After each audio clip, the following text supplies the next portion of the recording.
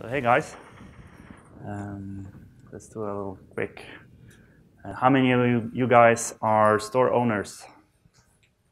A few brave ones, yeah, awesome. How many of you are store builders? Okay, yeah. And extension developers?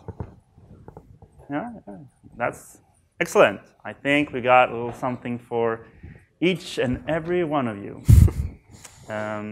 So WooCommerce empowers everyone to start an e-commerce store. But what happens when your product gets wildly popular, your business takes off, and you need to scale a lot, and you need to do it fast? Today, we're covering the topic of scaling WooCommerce for international sales. I'm Rosén. I'm the founder of Anger Creative. I work with WordPress since around 2006, and my day-to-day job is well, engaging people, improving work, and delighting clients. I like to consider myself an open source evangelist, and like on my spare time, I do Brazilian Jiu-Jitsu and cook food. Yeah, that guy too. Yeah, awesome. And I'm Richard Sweeney. I'm a senior developer at Anger Creative. I'm Irish, if you're wondering, but I live in Sweden. I've lived there for about 10 years. I've worked with WordPress for around 10 years, and with WooCommerce for 5 or 6 years, something like that. Before then, I have my background in music. Actually, I was a musician for 10 years. If you're interested in what I played, which is a bit strange, you can come and ask me afterwards. So, Anger Creative, it's a digital bureau. We do, well, basically enterprise WordPress and WooCommerce gigs. We're a full-service bureau, so we do digital marketing, development, design, hosting, the works. We're Sweden's largest WordPress bureau, so we're around 25 people. It's a really small market, like 9 million people in Sweden. Around 70% of what we do is WooCommerce. 15% is WordPress only, like working with the CMS, and the other 15% is lateral. And we try to give a lot back to the community. So around 5% of all the time that we spend at the company, we try to put back into doing open source stuff and talking at these things and whatnot. A regular Woo case for us usually has like a custom business process and like a custom checkout. We have clients selling funerals using WooCommerce, but most of them really never have to scale. But today we'll look at someone who we work with that really needed huge scale. We're going to look at a case at a company called Ideal of Sweden, and what they do is that they sell mobile phone accessories, really. So you can see in the picture and also here, they sell like mobile phone cases. They have what's called the Ideal Concept. So you buy like a protector for your phone and all sorts of pretty colors, and then it's magnetic, and you can clip it very easily into like a wallet holder here. You can also clip it onto a dashboard holder for your car. So they sell those which you attach to your car dashboard, and then you take your phone out and clip it on there if you need to use it with Google Maps or something like that. Everything they do just kind of fit together, like, you know, kind of Apple-y thing-ish. So this company was founded by these two gentlemen here, Joachim and Philip, and they did it from Joachim, that's the guy on the left there, his garage, and they put in like it's a good like entrepreneurial story because they put in like 80, 100 hours of work each week on top of their regular jobs, and they almost bankrupted the company twice, but like with perseverance they got the business off the ground and where it is today. And they did so by getting the product into different mobile supply chain stores, but also by investing into their own e-commerce. And well, you guessed it. Yeah, it was WooCommerce. That was their first e-commerce store. But why did they choose WooCommerce, Richard? Well, I imagine it probably had something to do that it's very extensible. Yeah, I heard this before. Yeah. Pretty good APIs. Yeah. Is it ringing a bell? Anyone? No. Yeah. There's a whole bunch of like already ready-to-go payment gateways at WooCommerce.com. And that is true. Stuff. That is true. And also, it's got a really great community. I mean, all of you guys are probably awesome, right? Yeah. All of these things were really important, but there was one thing that stood out from the crowd, and it was pretty much their own cash flow. Doing a WooCommerce store was the cheapest way to build a custom e-commerce solution for their startup. And for better or worse, like, I mean, we have a really awesome community, but since it's like huge and there's a lot of people racing for the bottom, and they definitely took advantage of it. So they hired someone who did it as dirt cheap as possible, and that was their first WooCommerce store. But as their business kind of took off, the small companies and the freelancers that they work with couldn't really meet their needs anymore. So yeah, they started checking out other kinds of solutions and other bureaus as well. So when they started to approach other agencies with regards to help for scaling this, then most people just said, WooCommerce doesn't scale, don't use it. Except us, we said WooCommerce does scale, and we will help you with it. We managed to forge a very good relationship with Ideal, and they gave us their faith in that we would provide them with a product that could scale. So you could ask why did they choose us and again choose WooCommerce for their e-commerce store? One thing for starters is that yeah, sure, we were like really close geographically. It was like a 4-minute walk from our office to their office, and to be honest, I mean that helped, of course, but there was one thing that was way more important than anything else, and that is bang for the buck. Just like WordPress, WooCommerce focuses on what most users need, and it has a really great community, said it again. And that meant that we could deliver a lot more value for their budget than using something else. And in this, we even when comparing us to an outsourcing agency using Magento, we still came in at like 20–25% more features that we could build for the same amount of budget compared to the outsourcing agency. And the outsourcing agency had like half hourly price on us. So it was a big difference for them because, well, if you're a really fast-growing startup, you really need to do some efficient spending. So you know, they trusted us to make their stuff for them, I guess. And they gave us a mission. And what was that mission, Sweeney? Well, they had very high mission goals. They really wanted to sort of go to the moon, basically. They gave us really 4 big goals that we had to deliver on in order for this to work for them and for us as well.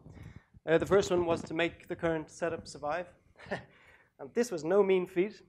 The site, when we got it, was just like a mess. It had been sort of passed around from one developer to another They were running translation plugin all on a single site install, and it was just a nightmare. There were so many plugins and so much bloat, and it was really slow. Just basically ad hoc solution, no kind of overall sense of architecture or how it would scale or how it even could scale. So it was really tricky. It was this type of thing that would just crash. You know, if there's too many visitors, like on a Black Friday or something. If they had invested a lot of money in advertising, which they really did, then you know when it came to Black Friday, it would just crash. So obviously this wasn't, you know, this really wasn't a solution for them. And with this setup, it's worth saying that I guess this is probably why people say that WooCommerce doesn't scale. Because if you're just, with a regular hosting company, whatever, like a cheap hosting company, and if you just put together something with 5,000 various plugins and use this translation plugin, which maybe is not configured correctly or something, it's really difficult to scale that, actually. It's really difficult.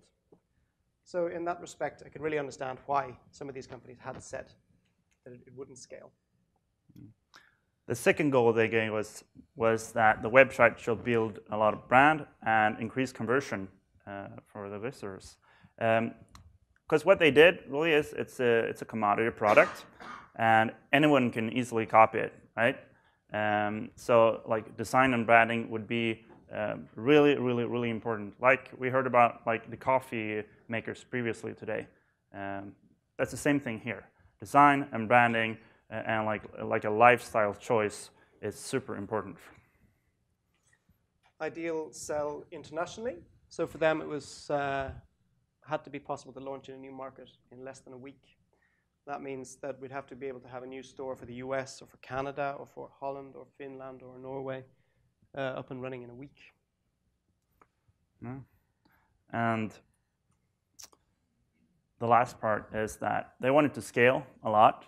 They wanted to scale from a turnover of $500,000 to $120 million in just a couple of years. And well, they pretty much needed us to help them with everything that they would ever need website-wise in order for them to reach this goal.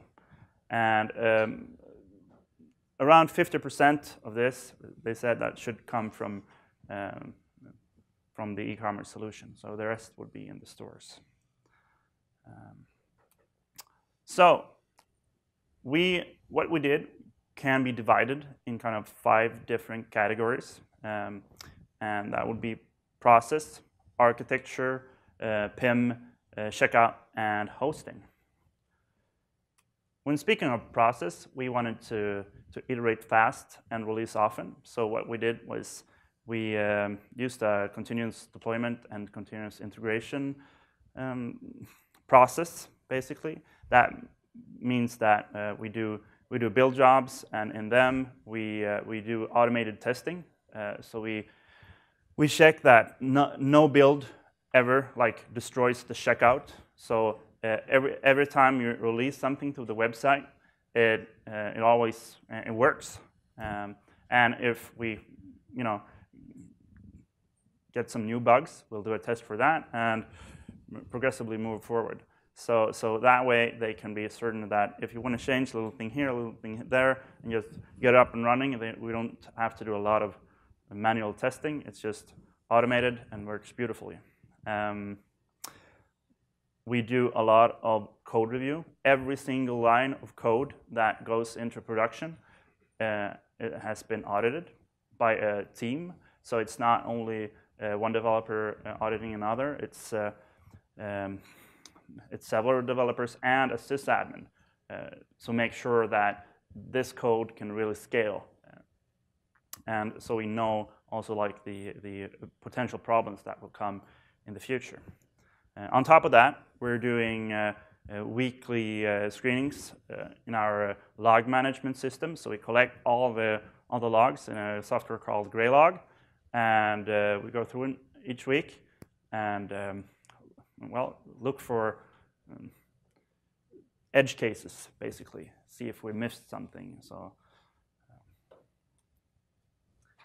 In terms of architecture, the original site that we had, that Ideal came to us with, was a single site install running a translation plugin, probably the most famous one, which is kind of notoriously difficult to configure and to get to perform. So from the get-go, we realized we had to do multi-site. It was really the only sane thing to do. Because there's so many different stores, I think today I counted they have 12 at the moment, up and running, all in different countries. They really needed to be able to configure payment gateways for a certain country. That makes a huge difference, by the way. If you Stripe is great, but it doesn't have the same kind of it's not as usual in Sweden, for instance. In Sweden we have Klarna. Everybody knows Klarna. They trust it. It's a huge, huge important part of that. So they obviously needed to have specific payment gateways for specific countries. We also made a couple for them which didn't really exist before, for Holland and Germany. We use the same theme on every site. We have a bunch of plugins which are network activated, like WooCommerce, obviously, and a bunch of our own plugins that we've made for Ideal. If we need to have like specific functionality for one site, like maybe for the American site, we have some piece of functionality which just has to happen there, then we do that by a plugin, which we just activate on that site. And yeah, as I say, because each site is clearly kind of separated, we can do all the payment gateways, all the shipping classes, the tax rates and stuff, all that sort of stuff is taken care of for each site. We also built a PIM system, because having 10 or 12 multi-sites is obviously a huge fucking pain in the ass when you need to manage that.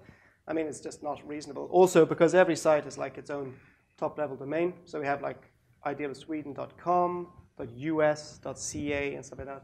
So they're going to need to log in every single time there. So it's a huge pain. So we've spoken to at great length to Ideal about this in the beginning and said, you know, we need to have some kind of system in place. And they were like, we haven't got time, we haven't got time, we haven't got time. We just need to get it out there, and then we can make a decision later. So after quite a lot of sort of backwards and forwards there, we eventually decided that for them right now, a good solution would be to have like a kind of built-in PIM into Woo. So I can just, I can show you in the next one here what it does. Here I want to add some translations for the European site. So when I click the box, it'll pull in any existing translations from the site via an API. We can pull in some stuff from the US site here. We can make changes. You know, you can add if it's on sale. There's a bunch of sort of custom meta fields here, which we have just specific to this site, which won't be relevant. But so basically what you do, like all of the products are basically handled from the main site, which is idealsweden.com. It's actually the Swedish site. And there, as I say, when they need to update a translation or update the price of a product or something, they just click in the box, add the translation or change the price or whatever, and click save.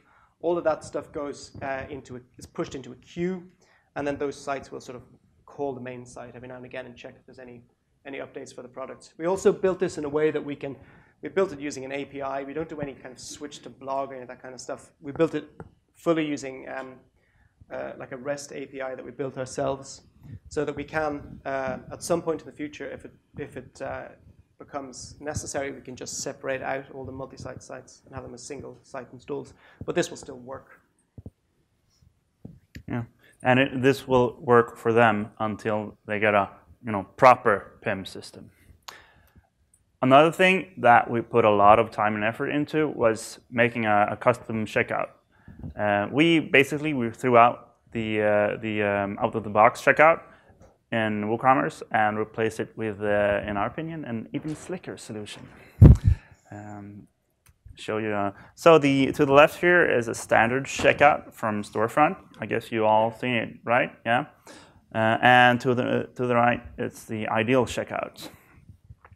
I'll just, from a technical point of view, because it's such a big site and they have a lot of visitors every day, basically everything on the site is cached.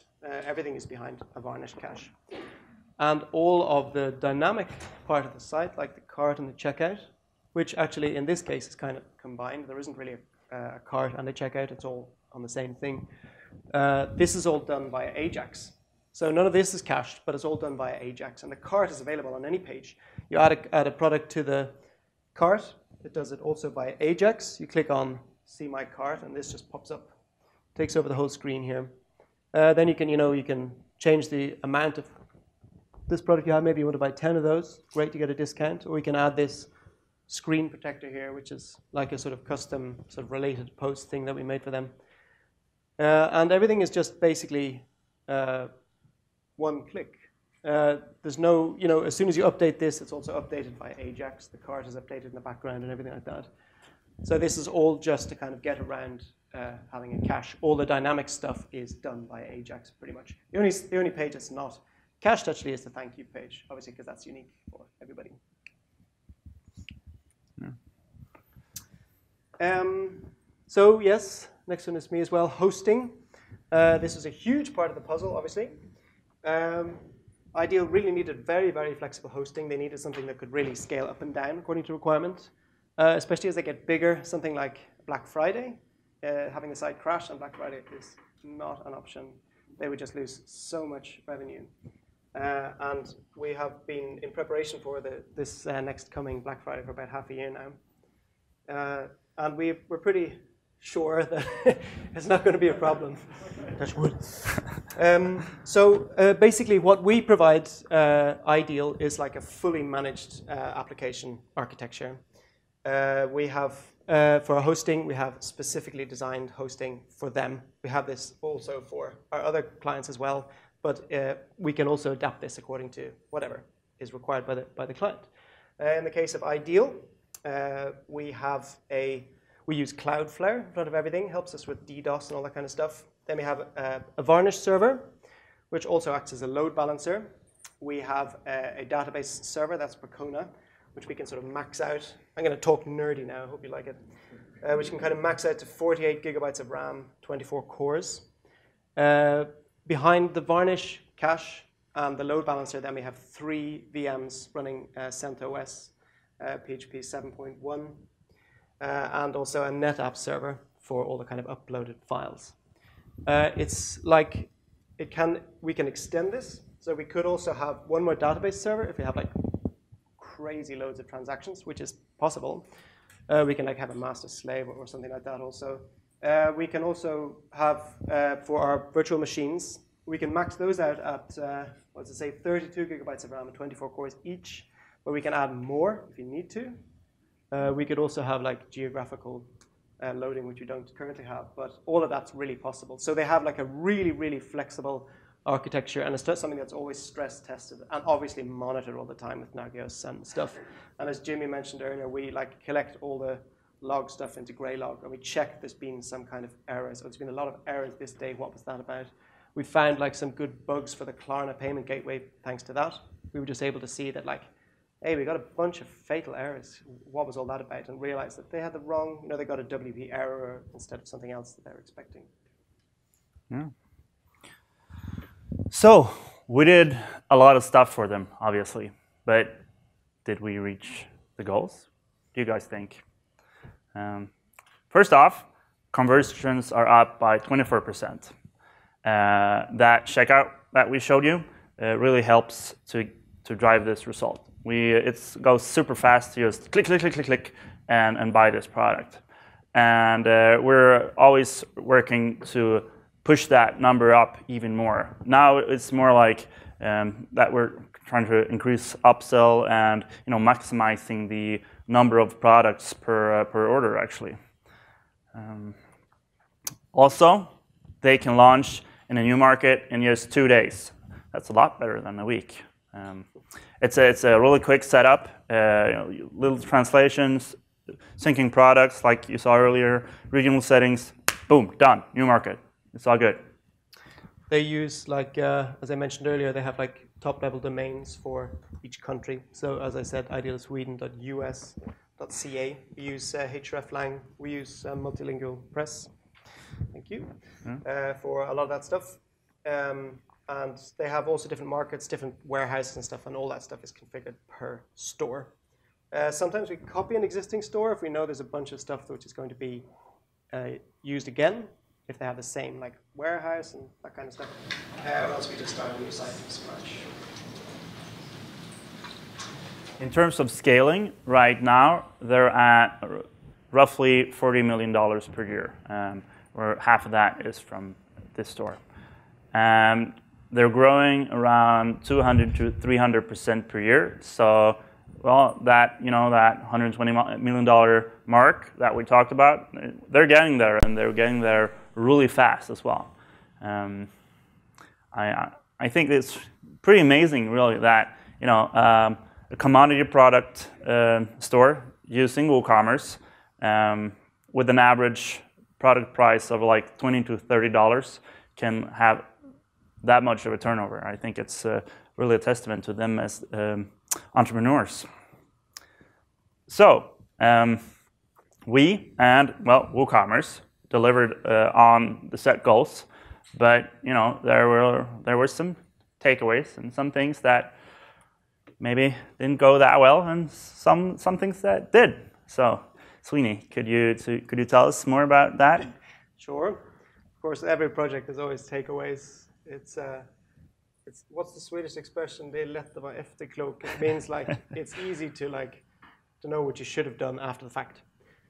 We have really five big takeaways. The first one is like GeoIP is harder than you think. What that means is like if you guys go into idealisweden.com, which you might easily do, thinking it's an American site, it's actually not. It's a Swedish site. So then we want to pop up something which says, hey, maybe you want to go to idealisweden.us instead, or .ca instead, if you're just a few miles north here, I guess. And that was actually really hard. It's really hard to make it scale. It's really hard to make it really accurate. So this is a real pain in the ass, actually.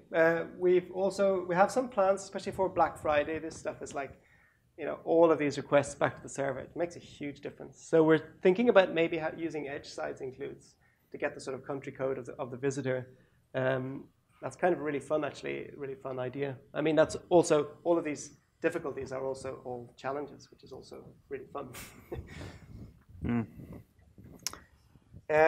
Scaling multi-site is not the same as scaling a single WordPress instance. I'm sure if you guys have done this before yourselves, you'll know that.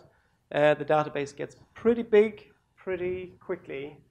12 sites currently, it could be like 24 within a year, or maybe more. It could be like 50 within a year. They're really going crazy.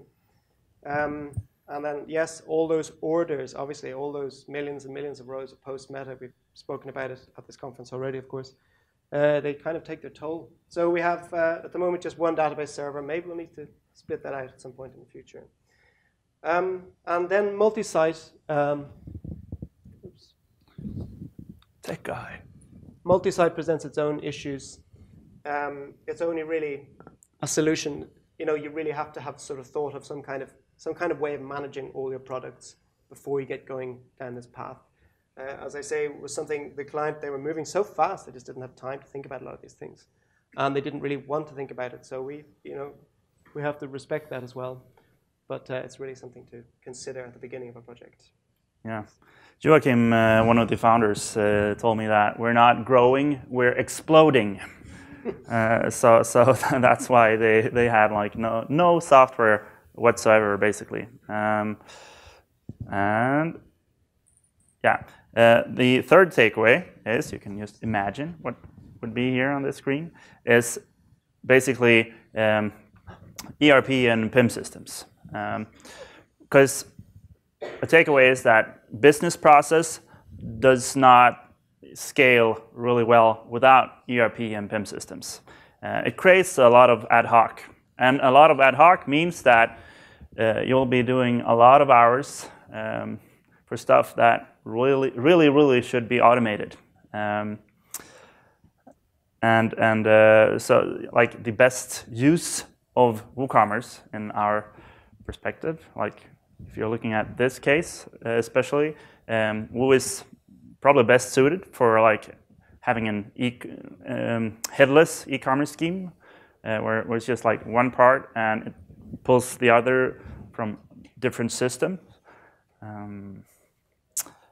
And the fourth takeaway is that like a good partner to work with is really 80% of doing a project, basically.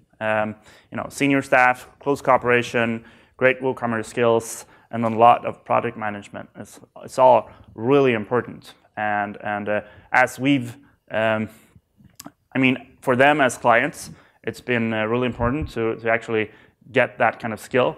So obviously, like choosing a Woo Experts partner is really important to know that your partner is really, really serious in their commitment to WooCommerce. Final takeaway is that, yeah, hosting is everything, especially for Ideal, who have so many daily visitors for all of their sites.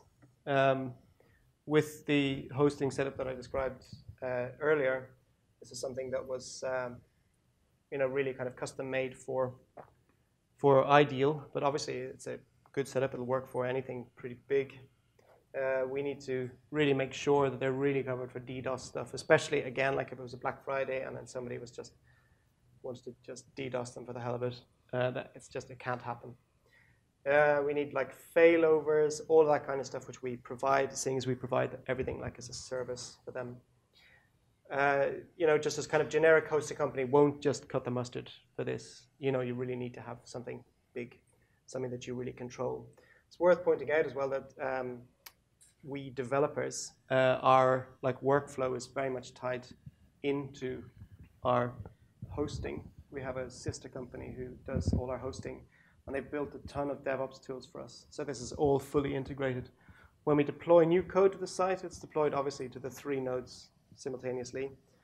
Then they'll flush the op cache, they'll flush the varnish cache, all that happens automatically. All the tests are run and stuff. But if something goes wrong, then obviously you can just roll back very, very quickly. This is all it's all built into, we have all these kind of fail safes kind of built in everywhere. And that's crucial. I don't really know how else you would solve that. But we have a really kick-ass DevOps team. It's really cool, actually. And they give us lots of shiny toys. Yeah, and for Ideal, this has been really great because they're not just like buying hosting from one company who only takes responsibility that Apache or Nginx or whatever is running, and then whatever happens in the application, that's not our issue. They're actually buying like a fully managed service where we take responsibility that their application, meaning WordPress and WooCommerce, their e-commerce, is up and running and creating value for their organization. And you could think that that's not important, but like it's really, really important. I mean, if something goes down and you have this like whose responsibility is it?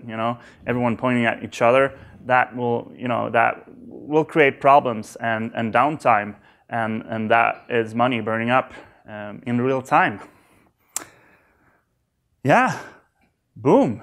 I think that was all that we had. But guys, don't worry, because we're here all week. So if you want to come talk to us. Know about our favorite IKEA furniture, or talk about talk about e-commerce, we'd be more than happy to. So just grab a hold of us. We're here till Sunday, so you can write us on. You can check out our contact information on our website, or reach out on Facebook or something like that. Yeah, we can start right now. Actually, how about that? We got any questions? Yeah. Okay. If the client would requested something like different URLs, like completely different URLs for different websites. For example, for US, they have some 123.com. For Mexico, they have 345.mx, something like that. Will your system fit? Is it possible to change it the way it needs the request? Yeah, absolutely. The URL can just change to whatever you like. Doesn't really make any difference. How you exactly do this? Like, because multisite, it only gives you an opportunity. It only gives you a chance to change the subdomain and the slash something. Yeah. So this is a little bit. The question is like, how do we deal with different domains, like different top-level domains? And actually, we have a kind of funny way of dealing with it, which is that we use multi-network. This was actually a decision made before I came on board. Yeah, it's due to how the database scheme works, and how like multisite stores stuff, and if you do it without that, it has some pretty nasty bugs. Yeah, well, it's really to do with the top-level domain. If you use multi-network, which is just a plugin, I mean, WordPress already has support for multi-networks in core. There's just a plugin which makes you via a sort of UI, you can create a new network. Then you can have whatever top-level domain you want. And we chose multi-network for that reason. It doesn't really make, like WordPress still works in the same way. If you did need to go do like a switch to blog or something, then it's the same. It's still like blog ID is the thing you want. It's still the same. It's just that you have also a network ID, which is different. I think this was due to, it was, I think it's a fixed bug now, actually, but it was like a year ago that we launched this site, and it was not fixed then. So this was a good workaround for that. But I mean, I guess you could also use like a domain mapping, like the Human Made have a domain mapping plugin. There's also, there's also another one which has been around forever, which works. And then you could just map to whatever. You could have something like, us.idealofsweden.se, which you then just map with domain mapping to idealsweden.us. But we chose multi-network for that reason. Yeah. Are we going to get the mic on the questions, perhaps? No, I don't think so. No? Actually. We don't need that? No. No? Great. We can just repeat the question. Yes? Can you talk a bit about the multi-currency, how you handle the multi-currency for different sites? Is that, because I saw you were setting up prices in different fields, is that just something you do manually, or is there conversion rates updated, from bank transactions? Okay. Yeah, so just for the video, the question was, how do we handle different currencies on the different sites and conversion rates and things like that? The answer is it's done. They do it manually. They can change the price for each product manually on every, like when you edit a product on the main site we call idealsweden.com, then you can fill in the price of the product there for each country. I mean, it's just like, that's like basically what Multilingual Press does as well, though this is our own solution. And we built it, like, as I say, we built it like a queue system and stuff so that we don't need to worry about big sort of transactions happening when you click save and stuff like that, so everything's queued. So all of that stuff is done manually, and in terms of the conversion rate, that's just something kind of they keep an eye on. I mean, yes, I guess it would be something also we could offer them. We could say, do you want to have this automate the conversion rate for this product? It's like a checkbox, they could do it, and then when we save down the product, we could update the price on the site. That's something, but so far they've just done it manually. Yeah, we're looking at, they're going to actually implement enterprise ERP system this in 2018. So it will probably be in there for us in the coming year, I think, probably.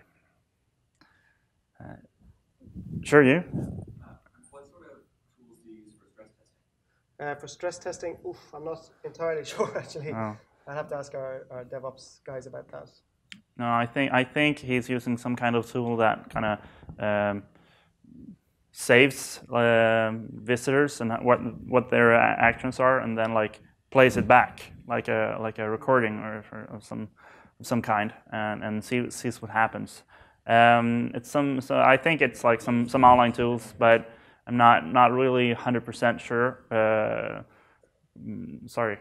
No, that's cool. It's definitely a tricky problem to reproduce traffic that's actually represented. I was just curious. Yeah, we do have another tool called Wraith where we combine sort of before and after deploy different screenshots of a site. Something that will go in and take a bunch of screenshots of every page. We can check if everything looks okay, but obviously that's not stress testing. But we have lots of tools. No. What kind of GeoIP data provider do you use, and what was your experience with them? We use ourselves. We made one for them. We made it kind of simple because they were. It's kind of complicated. I can maybe take it after the thing, but we basically get sent. In Varnish sets like a header with the country code of the visitor, and then from that we will figure out which site, if any, they should be not redirected to, but suggested to. So if you get a country code, like it'll be US. If we get that in the header and it says US, they're coming from the US, and they're in the .com site, then we'll say, okay, hey guys, we have a US site here for you. But we needed to be able to sort of really kind of granularly change that, because then before we direct the Canadian visitors to the UK site, or to the US site, I'm sorry, But now there is a Canadian site, so we have to redirect them there. So, but all of that is taken care of by Varnish. So in terms of that, how you get the country code of the visitor who's there, that's all taken care of, again, by Varnish. Yes, sir. Looks like you have a very sophisticated deploy system with all the load balancers and stuff. How do you migrate database of WordPress from through your environments? Because the problem here is that on the live website, it always it's live and it gets new orders and stuff, and your database that is on staging, it should catch up with the live one. And if you need to, for example, add something, add a new page, add a new site, whatever, you do it on staging, and you want to migrate it on prod, how would you do that? We don't. That's the short answer. We only allow downwards.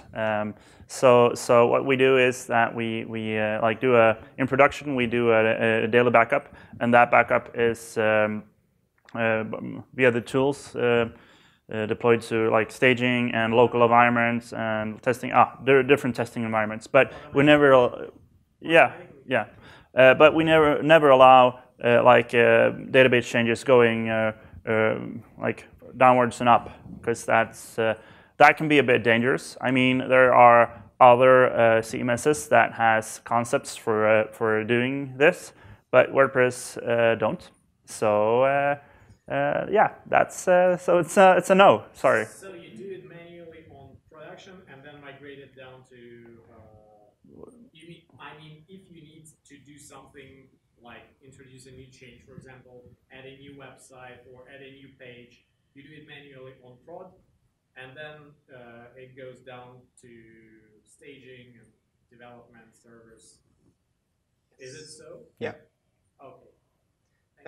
For Ideal, they don't have much. The only content they really have is the products, so it's never really an issue of adding. Thankfully, adding a bunch of sort of with the deployment, it's never really that okay. We have to have a bunch of stuff that we change here. I mean, if we have to do something like that, when we deploy a new feature, if there's a ton of database stuff which has to happen, then usually we'll just script that, write a script which updates those settings in the production database or something. We'll probably just take a backup before we do that. But yeah, in terms of our tools, we can for our local tools, we just have a script that we can just pull down the latest backup of the database and the images and stuff if we need them as well. Yeah, there are a couple of projects in the community working with this problem. It's a really hard problem. Yeah, we've supported. No, I think we gave some money to a guy named Borek. I think we're doing a project called VersionPress. Good guy, but I don't know. Well, it's a hard problem, really, and it's hard to make it fit everyone. I guess everyone's solution. Yeah. I was just asking about your experience. Yeah. I know that the problem is huge. Yeah, it's of course it's much even worse with WooCommerce stuff, with e-commerce stuff, because that has to be there. It's interesting listening earlier to the new sort of CRUD objects in Woo is very interesting, because maybe then if you have a sort of an order store which is in a completely separate database, then it becomes completely different kettle of fish. And sort of importing content from another environment is really doable suddenly, really no problem. Yeah, you could say that there's some technical debt in WordPress, maybe just a little bit. Any more questions? Yeah, you can just look us up later if you want, and we'll be happy to answer any and all questions. But for now, we'd like to say thank you for listening.